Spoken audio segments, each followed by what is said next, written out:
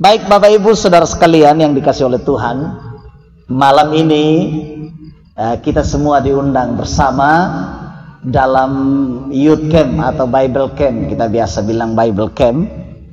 Dan dalam kegiatan-kegiatan seperti ini memiliki makna yang sangat luar biasa, apalagi bagi adik-adik muda. Juga kami bapak-bapak, mama-mama, kami juga belum pernah ikut Bible Camp. Ya, camp Alkitab, begitu ya. Jadi di sini dikatakan tuh ada 3 sesi. Mulai malam ini nanti Bapak dari KKH yang akan menyampaikan materi pertama, saya nanti mulai besok pagi materi kedua dan ketiga. Ya. Bapak Ibu Saudara sekalian, namun malam ini saya belum bicara soal materi, saya mau baca firman untuk kita semua. Firmannya dari Efesus pasal yang kedua, ayat yang ke-10.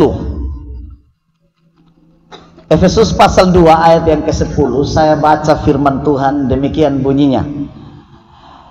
Karena kita ini buatan Allah, diciptakan dalam Kristus Yesus untuk melakukan pekerjaan baik yang dipersiapkan Allah sebelumnya. Ia mau supaya kita hidup di dalamnya. Sekali lagi saya baca, karena kita ini buatan Allah, diciptakan dalam Kristus Yesus untuk melakukan pekerjaan baik yang dipersiapkan Allah sebelumnya. Ia mau supaya kita hidup di dalamnya.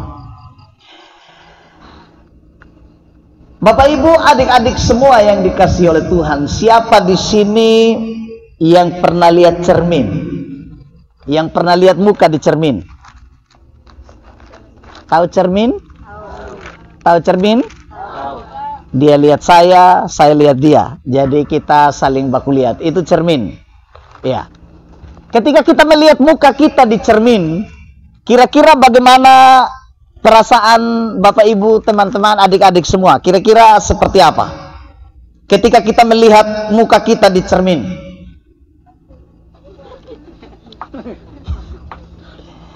Apa yang kita lihat ketika lihat muka kita di cermin? Kelihatan diri sendiri. Kelihatan diri sendiri. Nah, ketika kita melihat diri kita sendiri, apa yang teman-teman rasakan, khususnya adik-adik muda? Cantik. Saya cantik. Cantik. Kalau ibu bilang saya cantik. Ada lagi? Tadi ada satu kalimat yang terdengar dari sayup-sayup dari belakang sana, hancur sekali katanya. Ada yang begitu. Ya.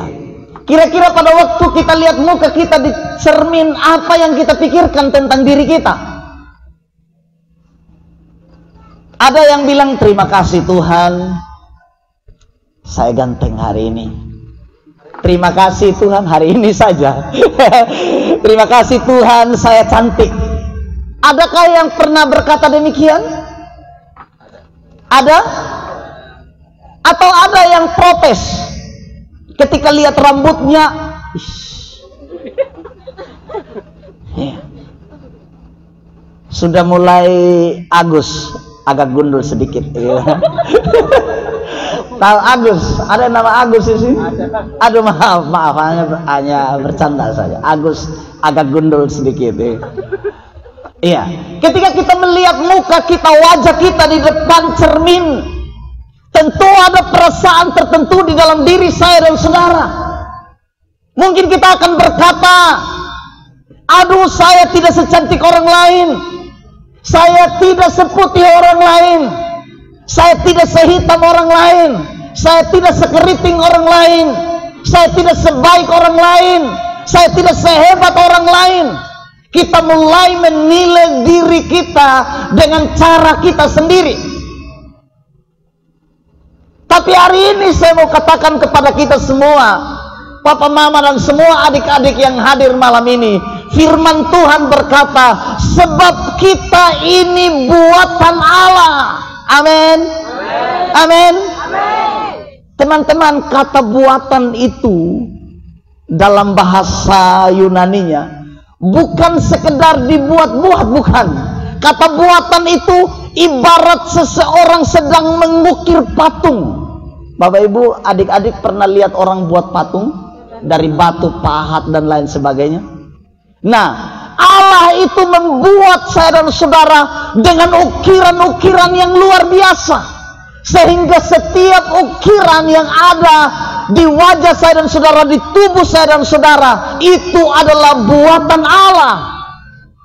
Jadi kalau hari ini engkau masih protes dengan hidupmu, engkau harus sadar dan engkau harus bersyukur kepada Tuhan, karena Tuhan yang membuat hidup saya dan saudara ada seperti ini hari ini. Mau keriting kah, mau lurus kah, mau hitam kah, mau putih kah, itu semua Allah punya rencana dalam hidup saya dan saudara. Katakan amin. Ada yang minta lahir di Korea atau minta lahir di Inggris. Tuhan, kenapa saya lahir di Kalangga, saya tidak lahir di Inggris? Dengar, kalau di Inggris dong makan keju, makan roti sah. Lalu kalau kita di sini yang kalau tidak makan beras, tidak makan nasi, ditanya sudah makan ke belum? Belum. Padahal sudah makan roti 3, tapi belum makan. Bagaimana saya dan saudara bisa hidup di sana? Hanya makan roti bisa hidup? Tidak. Bisa saja, tapi kadang-kadang perut kita tidak bersahabat dengan itu. Beberapa waktu yang lalu, tahun 2019, saya pernah berkunjung ke Israel. Waktu di Yeriko, kami singgah makan di satu restoran. Di situ ada rotinya orang Israel, orang Yahudi. Saya coba makan, hambar rasanya kayak saya mau muntah. Permisi, saya mau muntah. Saya bilang, ini kalau saya hidup di sini saya tidak cocok. Saya keliling-keliling cari, ternyata ada nasi di situ. Ada nasi yang dimasak, baru saya makan di situ. Kemudian saya cari daging dan makan. Kalau hanya makan roti, saya tidak bisa. Bagaimana minta lahir di Eropa? Bagaimana minta lahir di Israel? Bagaimana minta lahir di Korea? Bapak Ibu saudara sekalian, belum lagi kalau di Eropa suhu dinginnya kadang minus 15 derajat. Minus 15 derajat, kita minus 5 saja. Coba kasih masuk kepala di kulkas yang minus 5 saja. Sudah beku. Ini minus 15 derajat. Cocok tidak kita hidup di sana? Cocok tidak? Tidak cocok. Makanya Tuhan taruh kita di Kalangga, di Nggongi. Amin. Amin. Jadi jangan protes dengan keadaan kita. Kita minta lahir di sana, kita tidak bisa hidup di area kutub es itu. Tuhan tahu kemampuan saya dan saudara, maka kita ditempatkan di sini. Kita dilahirkan di Sabu, kita dilahirkan di Sumba, karena Tuhan tahu kemampuan saya dan saudara, di mana kita berada. Saya yakin kalau yang cengeng-cengeng lahir di sini, baru disuruh jalan kaki, baru melangkah, saya tidak kuat lagi. Orang-orang yang lahir di sini adalah orang-orang yang luar biasa. Amin. Amin. Orang-orang yang luar biasa. Tuhan tahu saya dan saudara kuat, makanya Tuhan tempatkan kita di sini. Tuhan tahu kekuatan kita. Tuhan tahu kita mampu bertahan dalam semua situasi, sehingga Tuhan tempatkan saya dan saudara ada di area ini. Jadi jangan protes dengan Tuhan. Amin. Amin. Iya. Tuhan tahu kemampuan kita, sehingga Tuhan kasih kita dengan wajah seperti ini. Amin. Kalau kita ganteng kayak Sahrul Khan, mungkin kita tidak mau ada di sini. Betul tidak? Betul. Atau kalau kayak kita cantik kayak siapa, artis India, artis mana, mungkin kita tidak ada di sini. Tapi Tuhan kasih kita, dikatakan kamu itu buatan Allah, dipahat dengan ukiran tangan Tuhan. Jadi ada garis tangan Tuhan di wajah saya dan saudara, di hidup saya dan saudara. Adakah di sini yang masih suka hina orang? Ada? Ada yang masih suka hina orang? Dengar, Yang kamu hina itu karya Tuhan. Amin. Yang kamu hina, yang kamu rendahkan itu karya Tuhan. Coba bilang sama tetangga di sebelah kiri kanan, kamu jangan hina orang lagi. Ayo bilang, ayo anak-anak muda yang suka bully-bully teman di sekolah, ayo yang suka bully-bully teman di sekolah, ayo kamu jangan hina orang lagi. Bilang, halo, yang di sini mengerti kata-kata. Bilang sama tetangga di sebelah kiri, bukan papa mama, yang di belakang adik-adik. Halo, bilang, kamu jangan hina orang lagi. Yang suka bully-bully di sekolah. Aduh. Adik-adik sekalian, satu waktu Raja Israel menuliskan begini. Ketika di pengkhotbah dia tulis, ketika putri-putri Yerusalem menyanyikan kidung, dia berkata begini, biar aku hitam, tapi aku cantik. Tapi kita tidak ada yang hitam di sini, amin. Kita semua ini sawo matang. Sawo matang bukan hitam. Kalau hitam itu Afrika. Coba ada yang hitam di sini? Tidak ada yang hitam. Semua kita sawo matang. Pernah lihat buah sawo? Pernah makan buah sawo? Manis tidak buah sawo? Manis buah sawo. Tidak ada yang pahit. Kecuali makan yang dia kulit-kulit mungkin ya. Baru ada dia penggetah. Tapi hati-hati dia menggetah sawo ya. Bisa luka mulut juga. Nah, di sini firman Tuhan berkata, kamu itu buatan Allah, diciptakan.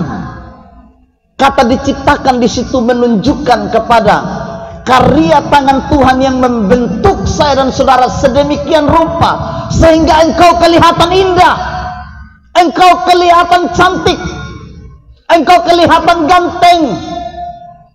Coba lihat tetangga di sebelah kiri kanan. Bilang aja kamu ganteng atau kamu cantik. Bilang saja. Kasih penguatan, kasih penguatan, kasih penguatan, kasih penguatan, kasih penguatan. Kan jarang dipuji, toh ada yang jarang dipuji.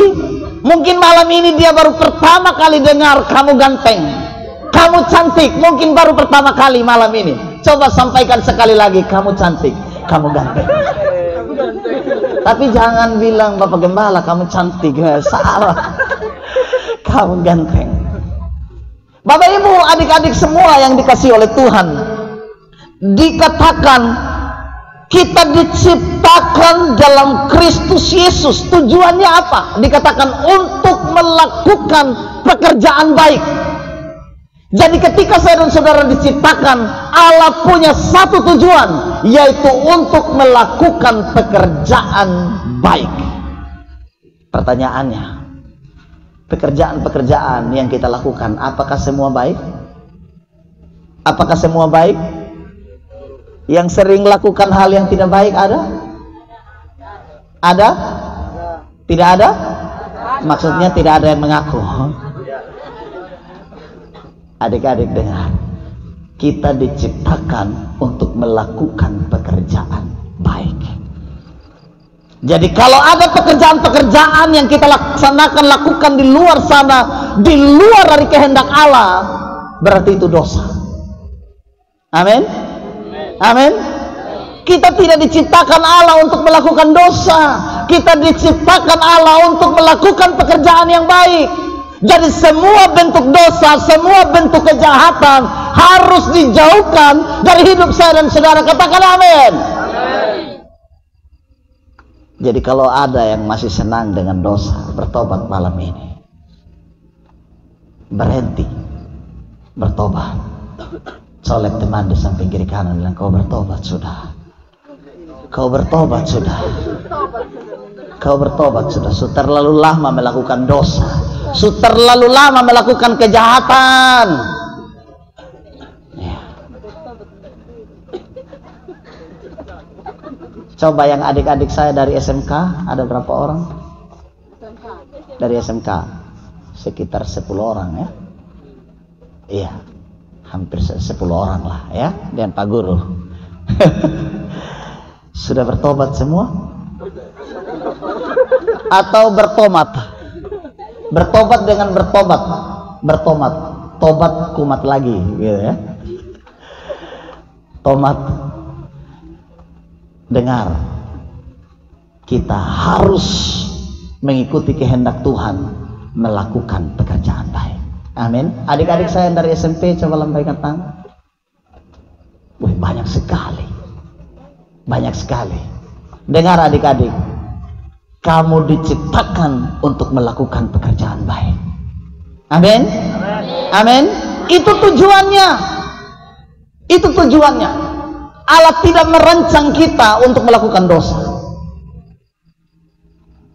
Jadi kalau hari ini Tuhan ingatkan kita dengan firman-Nya, itu menunjukkan bahwa Tuhan kasihi saya dan saudara. Yang dipersiapkan Allah, Ia mau supaya kita hidup di dalamnya. Allah sudah persiapkan saya dan saudara. Untuk apa? Untuk melakukan kehendak-Nya. Dan kehendak Tuhan adalah Ia mau supaya kita hidup di dalamnya. Di dalam apa? Di dalam perbuatan-perbuatan baik itu. Di dalam pekerjaan-pekerjaan baik yang dikehendaki oleh Tuhan. Amin. Amin. Jadi kalau ada di sini yang masih judi, yang masih mabok, bertobat. Yang masih suka bakal yang masih pukul istri, yang masih maki, bertobat sudah. Amin. Itu mulut pegang ini berkatakan dalam nama Yesus. Ini mulut diciptakan untuk mengeluarkan perkataan berkat, gitu. Bukan perkataan yang jahat. Ya. Amin. Kalau mata kita belum bertobat, bilang sama mata, mata kau harus bertobat.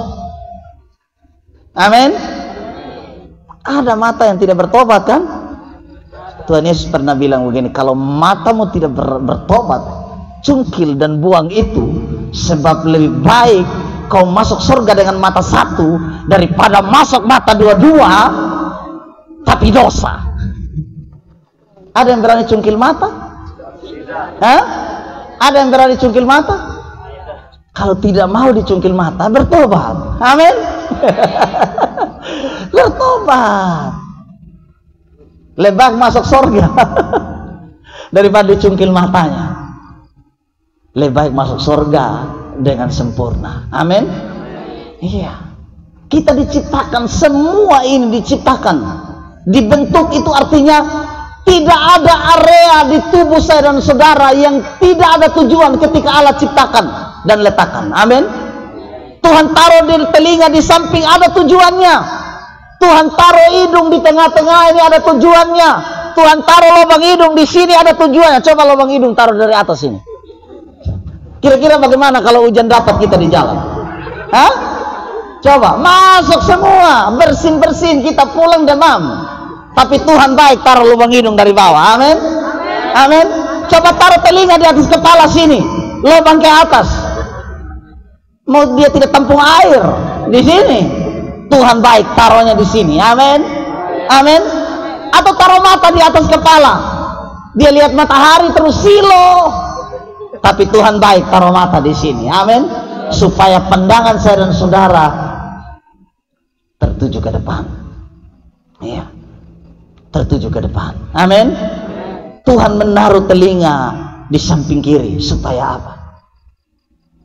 Supaya kita bisa mendengarkan hal-hal yang baik, bukan hal-hal yang jahat. Amin. Taruh mata di depan supaya kita memiliki pandangan yang luas ke depan, bukan melihat hal-hal yang berdosa. Apalagi adik-adik saya yang masih SMA, SMP. Sekarang ini HP, YouTube, ngeri. Isi data sedikit, buka, langsung keluar, iklan keluar, iklan lewat. Ada pornografi di sana. Aduh, bahaya. Ya.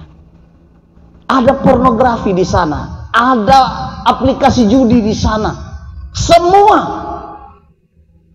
Berapa banyak orang sekarang yang ditangkap karena judi online, karena aplikasinya sudah ada di HP. Cari sinyal, duduk, langsung main judi online. hati-hati. Bertobat, amin. Yang suka nonton pornografi, bertobat, amin. Berarti mata tidak bertobat itu, ya, mata tidak bertobat, itu tidak bertobat. Jadi khusus adik-adik saya yang masih sekolah ini, firman Tuhan mengingatkan kita, Allah mau kita hidup di dalam pekerjaan-pekerjaan baik itu.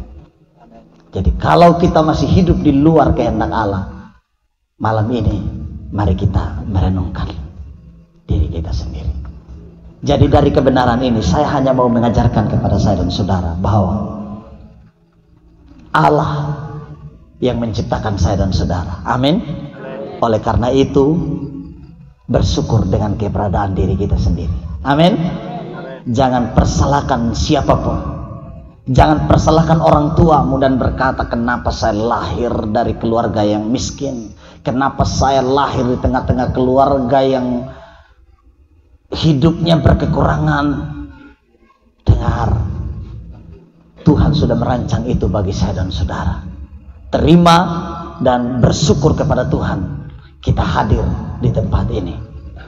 Kita dihadirkan, dilahirkan di tempat ini, itu karena Tuhan berkenan mengasihi saya dan saudara, amin. Kemudian kalau kita tahu kita ini ciptaan Allah, jangan hina orang lain, amin.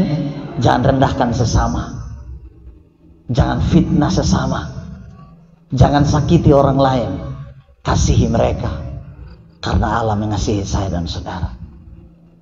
Kemudian Allah ciptakan saya dan saudara dengan satu tujuan, untuk kita ada melakukan pekerjaan-pekerjaan baik. Jadi hindari semua hal-hal yang tidak berkenan kepada Tuhan yang disebut dengan dosa, amin, amin. Ya. Kemudian yang terakhir, ketika saya dan saudara mendengar firman ini, terima dan renungkan dalam hidup kita, sehingga nanti sekembalinya kita dari sini ada sesuatu yang kita bawa, kita lakukan dalam kehidupan kita sehari-hari. Mungkin saya tegur agak keras, yang berdosa bertobat, tapi itu kata firman Tuhan buat kita semua, amin. Supaya Allah berkenan kepada saya dan saudara. Jadi malam ini bagi adik-adik saya yang masih sekolah, persiapkan dirimu dengan baik mulai hari ini. Tidak ada kata terlambat untuk berubah. Ini waktunya.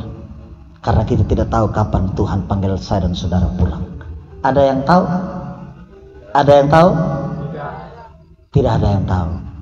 Bapak mertua saya baru meninggal minggu yang lalu. Baru habis khotbah hari Minggu.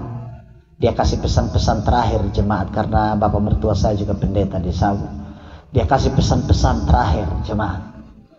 Kemudian hari Jumat beliau keluar dari kamar mau ke belakang, sampai di depan pintu langsung mata gelap dan terduduk. Memang tidak jatuh, langsung anak perempuan langsung angkat dan kemudian bawa ke rumah sakit. Hanya beberapa jam diinfus, langsung dipanggil pulang oleh Tuhan. Tidak ada yang tahu. Masih sehat, masih khotbah. Memang sudah tua, umur 82 tahun, tapi masih melayani, masih kuat khotbah. Ya. Tidak ada yang tahu. Tidak ada yang tahu. Ada pendeta yang sementara khotbah tiba-tiba meninggal. Ada. Oleh karena itu, kalau saya dan saudara tidak tahu kapan kita dipanggil pulang oleh Tuhan, mulai persiapkan diri kita dari sekarang. Ada yang tahu kalau dia mati hari ini, dia masuk surga? Ada? Ada? Dan kalau mati hari ini, Bapak Ibu yakin, adik-adik yakin masuk surga? Yakin? Yakin masuk surga? Coba angkat tangan yang yakin masuk surga kalau hari ini mati. 1, 2, 3. Yang lain tidak yakin. Coba yang yakin masuk surga kalau hari ini mati. Umbu tidak yakin, masih ragu-ragu. Terima kasih yang yakin. Yang ragu-ragu dengar. Berarti masih ada sesuatu yang belum dilepaskan. Lepaskan itu dan bereskan itu. Amin. Amin. Dan yang harus dibereskan itu dosa. Coba kita hitung-hitungan tentang dosa. Kalau satu hari Bapak Ibu buat dosa satu kali, satu minggu berapa kali? 7. Satu bulan? 31 kali. Satu tahun? 365 kali satu tahun. Umur kita berapa sekarang? 40 Kali 4. Dengan jumlah dosa begitu, layakkah kita masuk surga? Satu kali aja sehari. Ada di sini yang buat dosa dari sejak bangun tidur sampai tidur, bahkan mengigosa dosa. Ada? Ada orang begitu, tidur mengigosa dia masih memaki. Ada. Bayangkan saja sampai mengigos saja buat dosa.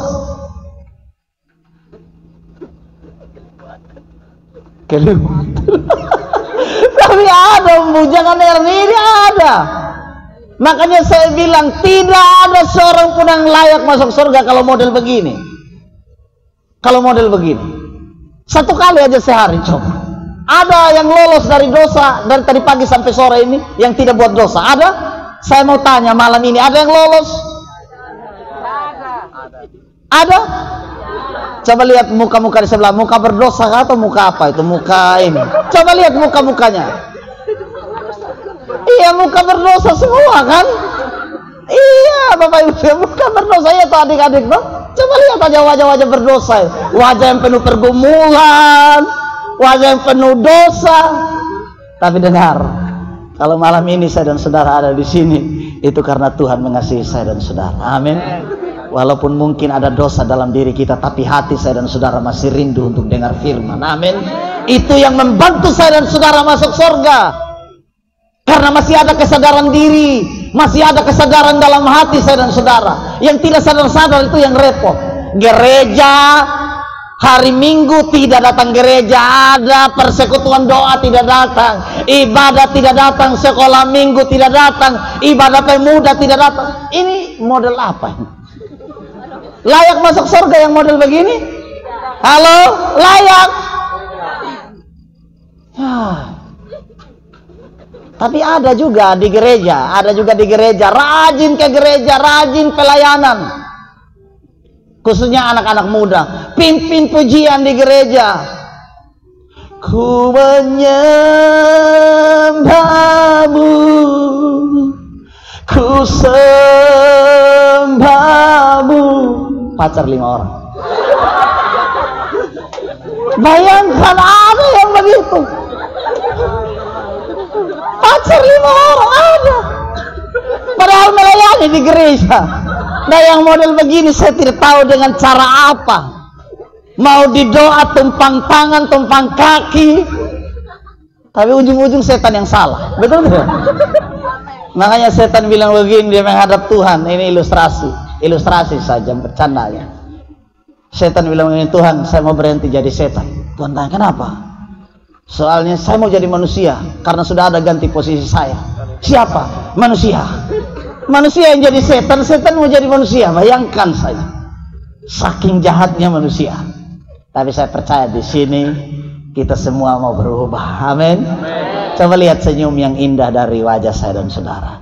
Itu adalah senyum makhluk-makhluk ilahi yang dipulihkan Tuhan malam ini. Amin. Pertahankan senyum itu mulai hari ini sampai selama-lamanya. Tapi jangan senyum-senyum sendiri ya. Tetaplah bersuka cita, tetaplah tersenyum. Tetaplah dipenuhi dengan damai dalam hidup saya dan saudara sampai Tuhan panggil kita pulang. Amin. Ada yang mau pulang? Ada yang mau pulang malam ini? Kasih tahu memang supaya kita jangan ini. Ada? Maksudnya mau pulang habis ibadah ini pulang ke rumah maksudnya. Iya ada. Iya.